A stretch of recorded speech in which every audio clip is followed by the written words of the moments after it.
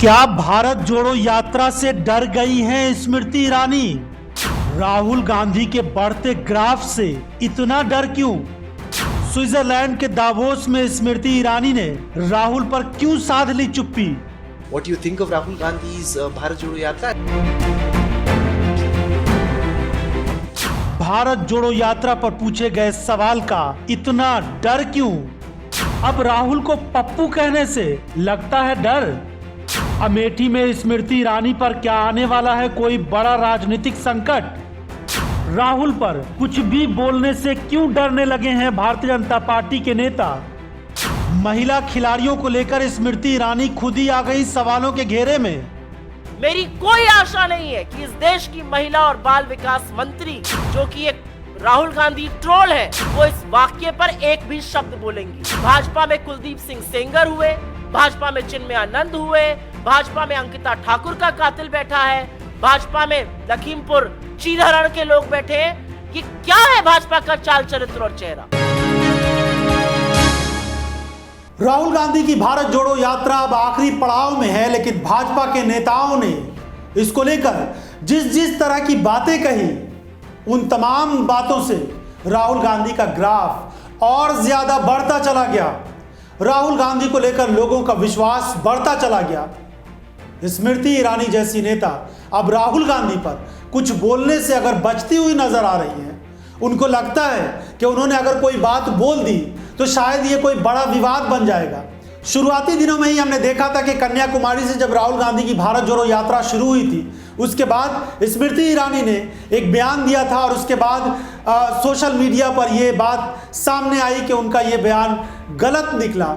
उसके बाद से स्मृति ईरानी राहुल गांधी पर कुछ भी बोलने से परहेज करती हुई नजर आ रही है। हालांकि नेहरू गांधी परिवार पर उनको बोलने में कोई बड़ी चिंता नहीं होती है, कोई दिक्कत भी नहीं होती है। पिछले दिनों हमने देखा था किस तरीके से सोनिया गांधी को लेकर उन्होंने संसद के अंदर कहा था सोनिया गांधी माफी मांगो, और वो वीडियो खूब वायरल हुआ था। लेकिन अब सवाल यह है कि स्मृति ईरानी क्या राहुल गांधी से डर गई हैं? स्मृति ईरानी राहुल गांधी पर कुछ भी बोलने से इतना परहेज क्यों कर रही हैं? स्मृति ईरानी को लेकर एक और सवाल उठ रहे हैं कि जो भारतीय कुश्ती फेडरेशन है, उनकी खिलाड़ियों ने जिस तरह से यौन शोषण का आरोप लगाया भारतीय जनता पार्टी के सांसद बृजभूषण शरण सिंह पर, और उसके बाद उन पर कई गंभीर आरोप लगाए। 3 दिनों तक दिल्ली के जंतर मंतर पर धरना दिया और उसके बाद इसको लेकर एक कमेटी बना दी गई है और कहा जा रहा है कि 4 हफ्ते में ये कमेटी रिपोर्ट देगी। इस आश्वासन के बाद इन लोगों ने अपना धरना खत्म किया। महिला खिलाड़ी अपना दर्द बयान करते हुए रोती हुई नजर आई, लेकिन इसके बावजूद भी स्मृति ईरानी का कोई ठोस बयान इस पर नहीं आया। उल्टे जब उनसे ये सवाल किया गया तो उन्होंने इसको नज़रअंदाज कर दिया। रिपोर्टर का भी देखिए, आज तक जैसे चैनल के रिपोर्टर ये पूछते हैं कि कांग्रेस पार्टी इस तरह की बातें कह रही है, जबकि हालात ये है कि जंतर मंतर पर खिलाड़ियों का प्रदर्शन और उसके बाद जिस तरह के गंभीर आरोप बीजेपी के सांसद पर लगे, और उसके बाद से पूरे देश में ये न्यूज़ सुर्खियां बनी और लोगों ने ये बात कहा कि हमारे देश का सम्मान बढ़ाने वाले इन खिलाड़ियों के साथ अगर इस तरह का व्यवहार किया जाता है तो ये बर्दाश्त नहीं किया जाएगा। इन सब के बीच स्मृति ईरानी का कोई ठोस बयान इस पर नहीं आता है। मगर जब चुनाव का समय आएगा तो फिर सोनिया गांधी, राहुल गांधी और गांधी परिवार को लेकर वो बहुत सारी बातें कहेंगे। इस समय स्मृति ईरानी के साथ ये चिंता की बात हो सकती है कि जो अमेठी है उनका अपना संसदीय क्षेत्र, वहाँ भी लोगों की नाराजगी नजर आ रही है, वहाँ भी लोग नाराज हैं। इसके बावजूद एक और बात कही जा रही है कि अमेठी से वरुण गांधी अगर कांग्रेस पार्टी में आ जाते हैं तो उनको वहां से चुनाव लड़ाया जा सकता है, और अगर ऐसा नहीं होता है तो फिर राहुल गांधी वहां से चुनाव लड़ेंगे।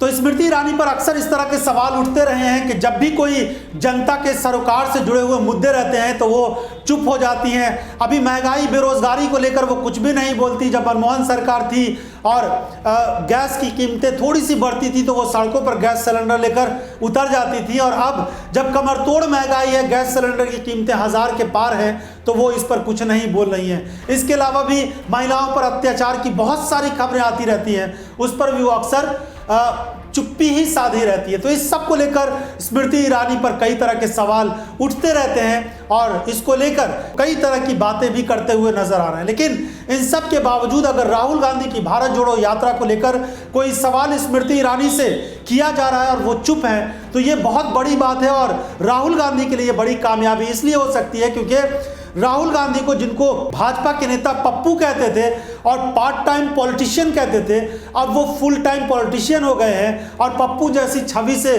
बहुत दूर चले गए हैं। रिजर्व बैंक ऑफ इंडिया के पूर्व गवर्नर रघुराम राजन जैसे लोग अब राहुल गांधी की प्रशंसा करते हुए नजर आ रहे हैं और कहते हैं कि राहुल गांधी को गलत तरीके से पेश किया गया, राहुल गांधी बहुत ईमानदार और अच्छी शख्सियत हैं। इतना ही नहीं, अब लोग राहुल गांधी को देश का अगला प्रधानमंत्री भी देखना चाहते हैं। तो इस तरह के हालात बने हैं भारत जोड़ो यात्रा के बाद और ये कांग्रेस पार्टी के लिए बहुत बड़ी कामयाबी की बात हो सकती है। इसी से उत्साहित कांग्रेस पार्टी ने अब हाथ से हाथ जोड़ो अभियान की भी शुरुआत कर दी है और 26 जनवरी से ये अभियान भी शुरू हो रहा है। तो इन सब चीज़ों को लेकर भारतीय जनता पार्टी की चिंता बढ़ी हुई है और बीजेपी के जो कुछ दिग्गज नेता हैं, कुछ बड़े नेता हैं, उन लोगों की जिम्मेदारियां और बढ़ती जा रही हैं। स्मृति ईरानी जैसी नेता भी इस बात को लेकर चिंता में है कि अगर कांग्रेस पार्टी का राहुल गांधी का ग्राफ बढ़ता है तो आने वाले दिनों में उन सब की परेशानियां बढ़ सकती है।